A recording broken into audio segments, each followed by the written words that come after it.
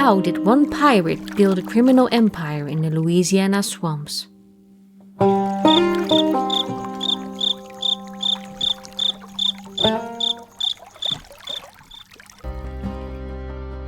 His name was Jean Lafitte.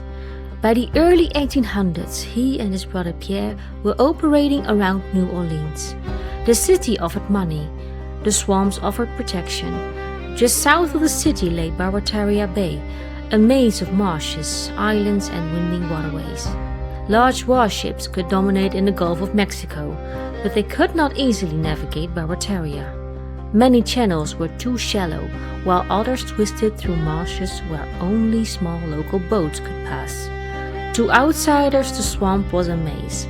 To Lafitte's men, it was a roadmap. They knew the hidden anchorages, the changing tides and the secret passages.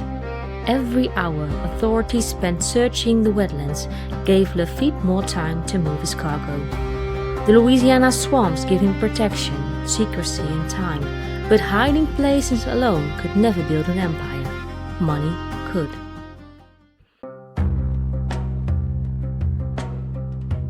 Only a few miles north stood New Orleans, one of the busiest ports in North America.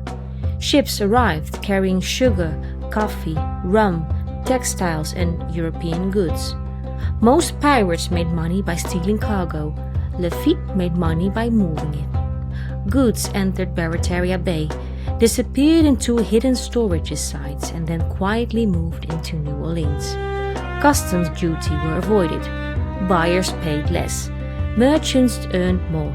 And Lafitte took a share every time cargo passed through the system.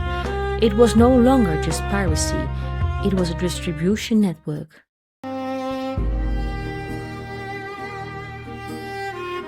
By now, Lafitte's operation was no secret. Officials knew smuggling was flowing through Barataria Bay. Reports circulated, investigations began, and customs officers complained about lost revenue. The problem was never finding the network, it was stopping it. Merchants bought cheaper goods, middlemen earned commissions, and buyers resold the cargo for profit. Every shipment made someone richer. Authorities could seize one shipment, arrest one smuggler, or close one route. The network simply adapted. The swamp made Lafitte difficult to reach.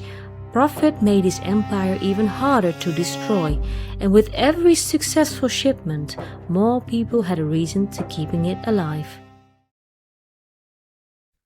For years, the network kept growing. More cargo moved through Barataria, more buyers entered the system, and more money flowed toward New Orleans. What began as a few boats hidden in the wetlands had become one of the largest smuggling operations on the Gulf Coast. Government reports piled up. Rewards were offered. Investigations intensified. The exact scale is still debated, but contemporary accounts describe dozens of vessels and hundreds of men connected to Lafitte's operation. The same growth that made him powerful also made him visible. Authorities were no longer chasing isolated smugglers.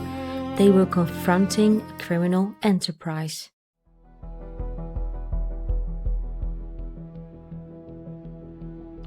In 1814, the United States was at war with Britain. British planners set their sights on New Orleans, the gateway to Mississippi River. But reaching the city was far from easy. The coastline was unfamiliar. The waterways were confusing, and the swamps hid routes no map could reveal. That made Jean Lafitte invaluable. He knew the channels, the hidden anchorages and the secret passages through Barataria. The British already had soldiers, ships and weapons. What they lacked was local knowledge.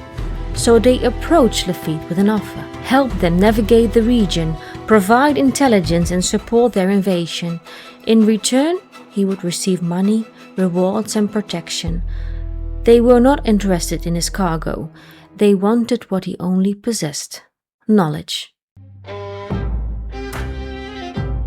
The British offer put Lafitte in a remarkable position. One empire wanted to use him. The Americans had spent years trying to stop him, but America could offer something Britain could not: amnesty. A chance to escape years of legal trouble. A chance to protect himself and his network. Britain offered money. America offered protection. Lafitte chose the Americans. His knowledge helped them prepare for the British attack on New Orleans. The hunted smuggler had become useful. For years, growth had made Lafitte powerful, but growth created a weakness. The larger the network became, the harder it was to hide. The swamp still protected him. The hidden routes still existed. But geography could not hide a system that had grown too large. Government pressure increased. Raids became more frequent. Ships were captured. Property was seized. The operation that had expanded across the Gulf Coast began to unravel.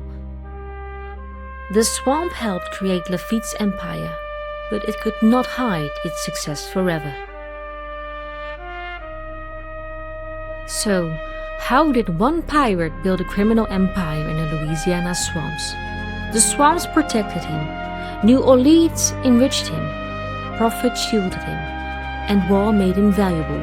Together, they turned a handful of boats hidden by Barataria Bay into a network powerful enough to frustrate governments and attract the British Empire.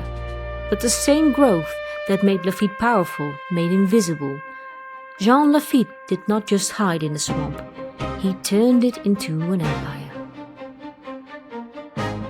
Some doors were never meant to be opened. This is the Backtrack Vault. Subscribe and step deeper into the unknown.